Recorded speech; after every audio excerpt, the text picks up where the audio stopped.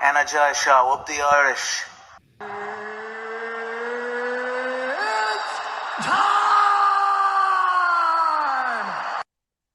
Okay, what's going on, guys? And welcome to a brand new episode of Energized. Ross, are you intoxicated or something? Introduce the guest, man. Today we have two of the most talented men on the Cage Warriors roster. We have former featherweight champion Jordan Vucenic and flyweight sensation Lonnie Kavanagh. Lads, how are we doing? All good, thank you. All good. Welcome to the show, lads. Welcome to the show, indeed. Welcome back, some might even say. So, Jordan, we'll start with yourself. Obviously, the last time we saw yourself out was that absolute epic battle with Paul Hughes. How are you feeling since then, and how's the body recovered? Yeah, fine, all good. I've had plenty of laser treatments and all that on all the scars. So, touch wood. There's been no splits, no reopenings of them all, and hopefully it stays that way. Yeah, fingers crossed as well, because that was an absolute epic battle. Obviously, we saw that one live in person. It was it was something else. What are your takeaways from that fight, Jordan, and what have you learned from it? Loads of things. Just hopefully I get to show all the things I've learned in the next fight. But props to Hughes. Perfect game plan and perfect night for him, really. So wish him all the best in the future. And if we ever get to run it back in the future, then I'm definitely game for that. That's 1-1 now. But just the way that all went down, Jordan. Obviously we were there, the arena, the fans went wild. That's fight of the year. That's going to be go down as one of the most legendary fights in Cage Warriors history. Yeah, just a shame I was on the wrong end of it. Sure, look, these things happen. You know what I mean? Not everyone can walk out with their hand raised. But look, it's great to have you back. How much are you looking forward to righting those wrongs and getting back in there? Yeah, I'm buzzing. I'm buzzing to go again, to be fair. I'm buzzing to show all the hard work, not only that I've put in, but all my team and all my coaches have put into me. I know I say it every time, but I feel like I've corrected a lot of mistakes. And just excited to get back out there. No, brilliant. And we're dying to see you. We're dying to see you. And then for yourself, Lonnie, obviously you're undefeated at the moment. You've been incredible since your arrival on the Cage Warriors scene. How are you feeling to get back in there? What do you make of the flyweight title picture? Yeah, I feel great getting back in there. I can't wait to get back in there. It's been a while since. And to be honest with you, I know there's a new champ now, right? I think I can't remember exactly how to pronounce his name, so I'm not going to butcher it. But yeah, Hack, I think. Hack, that's it. Yeah. I'd love to fight for the title in my next fight after this one. Yeah, I think what looks like it's going to be happening, looks like it's going to be Hack versus Martigoni. Martigoni's dropping down from bantamweight, so he's looking to get that. But who knows? I wouldn't be against Lonnie Kavanagh in there. Next, I actually said it to Brad Pickett last time out after your last win, and he said no, one more.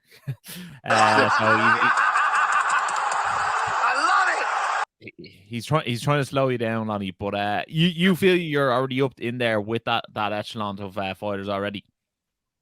Well, I'd like to think so. For me, it's always I want to be the best I can, and to be the best you can, you have to challenge the best, right?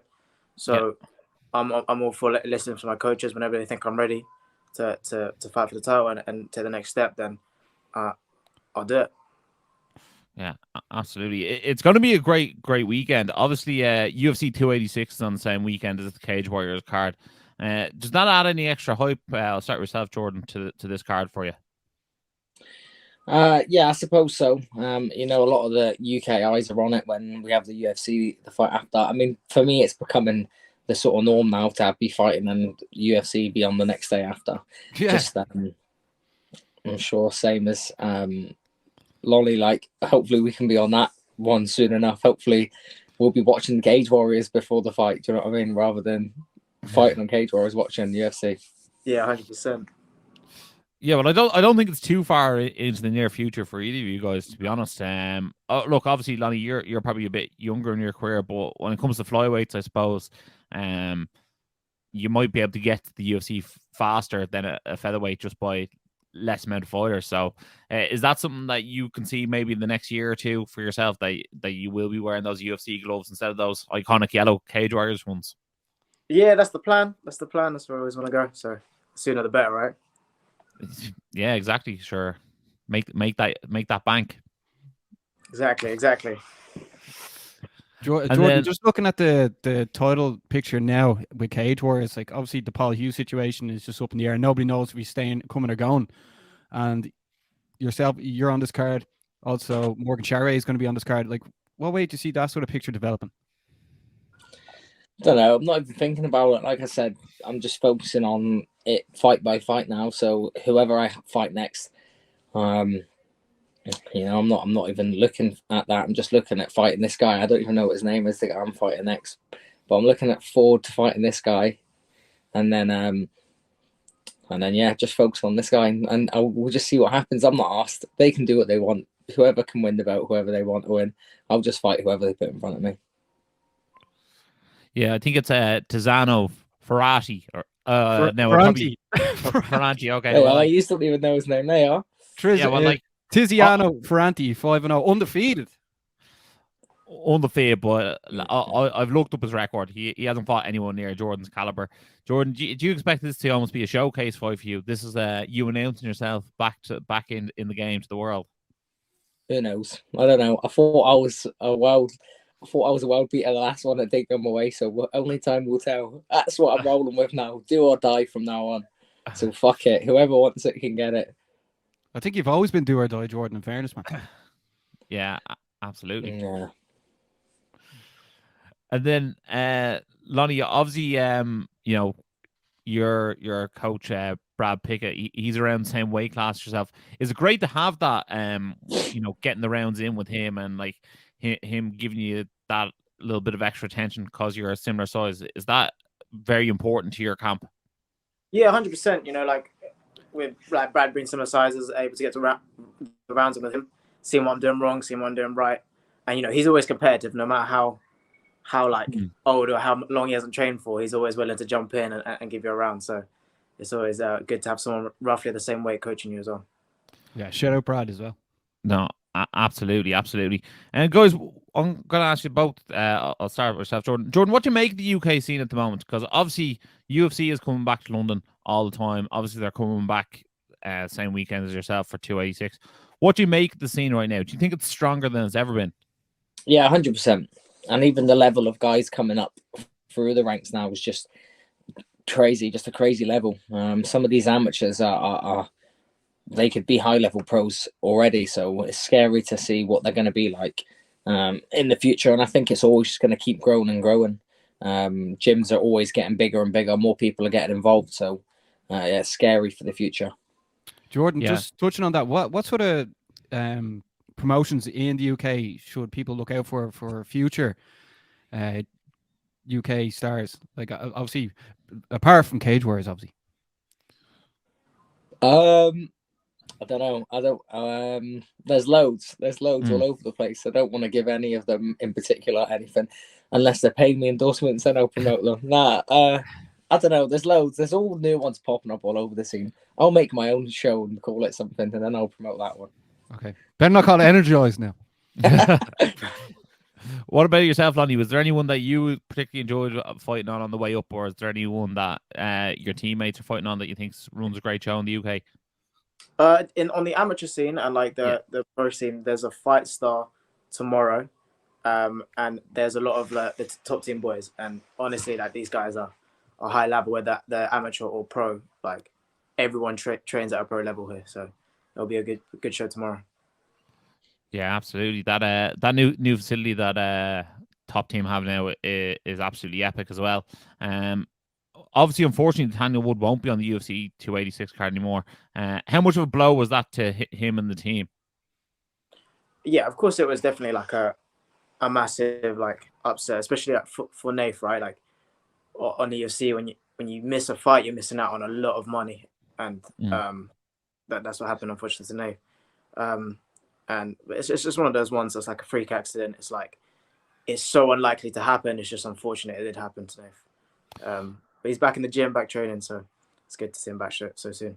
Yeah, fingers crossed we get to see him again. I suppose one thing that's really come to light with this sort of golden era of British MMA is that the O2 Arena now has become somewhat iconic. I never really thought the O2 Arena was iconic before, but I think after the last couple of events, it's become an iconic venue to fight at.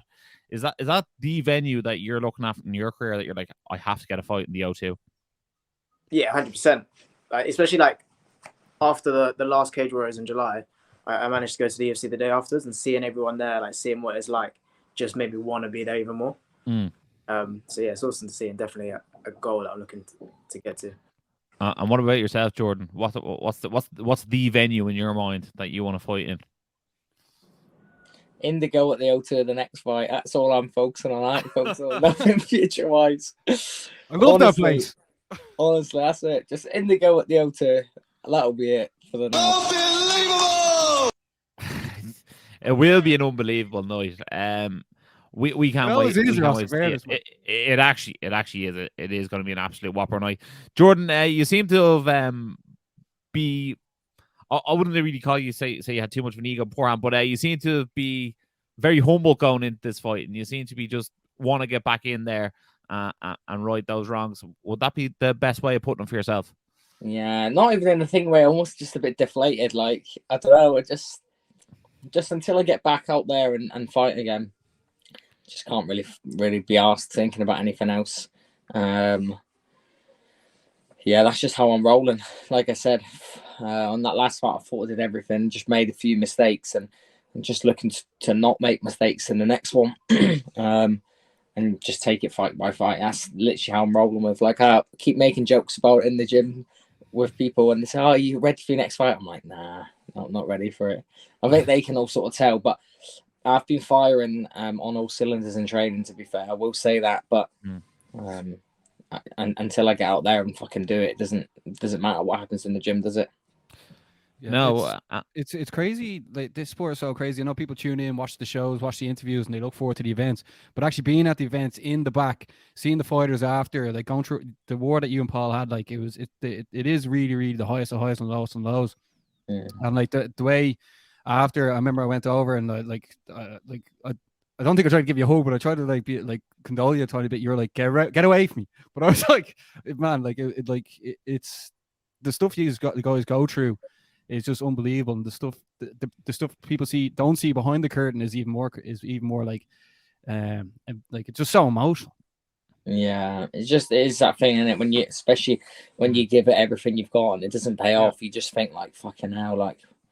But I've been here before. It's not the first time I've lost as a professional, and I'm sure I'll come back. Yeah, it was one of those moments where we were actually there when you won the belt. And then we were there when you lost the belt, and like it really was the highest highs from the lowest lows. Yeah. Is there any days where you feel major lack of motivation now after like going into training or going there after that?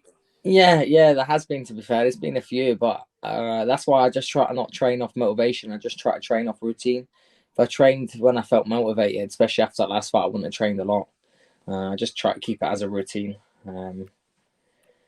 But yeah, obviously that was a hard one as well, because I tried to get back I'm normally back in the gym after a fight. I tried to get back into the gym after that last one on the Monday, and my stitches started splitting when I started trying to lift weights and stuff like that. So,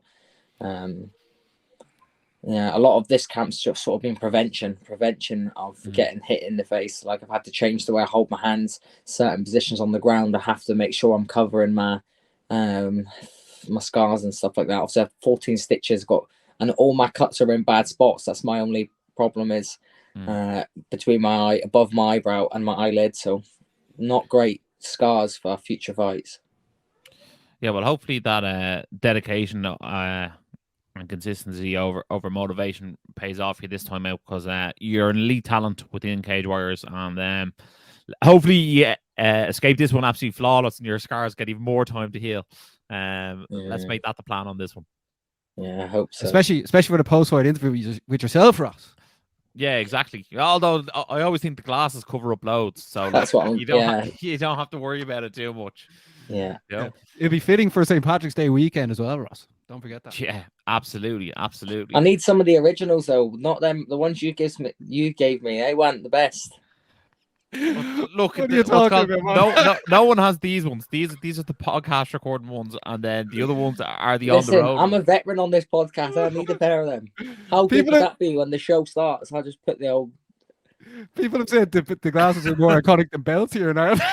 Yeah. What's called? A few people have won amateur belts and went, "Oh, I'd rather a pair of the glasses than the belt." Yeah. We don't do it buts or maybes like we do absolutes. Lonnie, obviously you're fighting David Scarano. Hopefully Jordan won't give me too much stick for the pronunciation of this guy's name. He's 4-0, exactly like yourself. What do you know about him? And what does he actually offer in this fight? Like, I know he's a good fighter. Yeah, he's definitely down to fight as well. He's 4-0 like me. He's had some good fights. He's more of a grappler, I think. So he's got good jiu-jitsu, but jiu-jitsu for MMA is a little bit different to jiu-jitsu for jiu-jitsu, right? And fortunately for me, this is an MMA fight. So I know he's a good fighter, and I know he's gonna try to push me. But I've trained hard enough this camp where I want to make him not look good. If that makes sense. Yeah, exactly. You want to go in there and punish him. Obviously, your last fight went the distance, and that was the first time in your professional career. Are you aiming to get him out of here this time? We'll see. I don't like to plan anything because if it don't go plan, it gets a bit upset. So we'll just go with the flow, see how it goes, and hopefully. I was just going to say, I suppose you have a first round win, a second round win, a third round win, and a decision win. Like, you're trying to, get the wins in each round. So now you can go back to doing whatever you do best. So no, we're going for a DQ win this time, Ross. A DQ win, yeah. Hopefully, it might be a dick kick or something in there. Perfect. Sorry. Perfect for St. Patrick's Day weekend, a dick kick. Yeah. We're saying, Lottie, that you've won first round, second round, third round, and by decision. So this time you're gonna have to try and win by DQ. Oh no, yeah, exactly. Get them all ticked off, yeah. Yeah. Get them all ticked off, and then win by majority decision then next time out. But no, it's definitely an interesting one, and like you said earlier, it could definitely be a number one contender fight at flyweight. Why not? The division isn't as deep as some of the other ones, so why not? 5-0, you're there. For the people tuning in now, Lonnie and Jordan both compete. A Cage Warriors 150 in the Indigo at the O2. It's on the 17th of March. So make sure to get on the boat, lads, if you're looking for tickets. And it'll also be shown live on UFC Fight Pass the day before UFC 286, Ross. Yeah, absolutely. We're actually going to be there we're going to see it live in person. So we're definitely looking forward to seeing you guys do your business. Like I said at the top of the show, two of the best martial artists Cage Warriors have to offer. Unbelievable talents, both you guys. We wish you all the best. Jordan, I know you've been a bit reserved on what way you think things are going to go, but give us a fight prediction there in this one.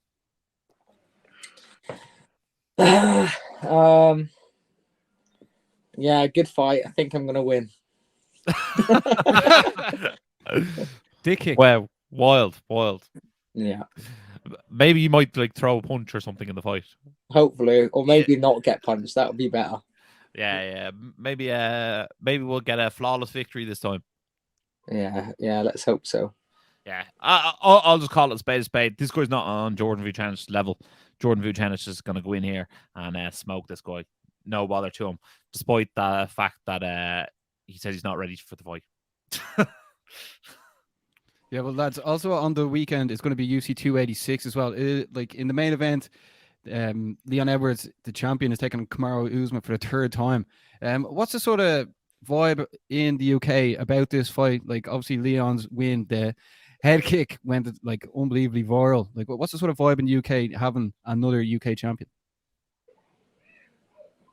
It's always nice seeing it come home to the UK, especially because a lot the UK fighters, the amount of UK fighters in the UFC is still quite small. So it's always good. But yeah, that's really it.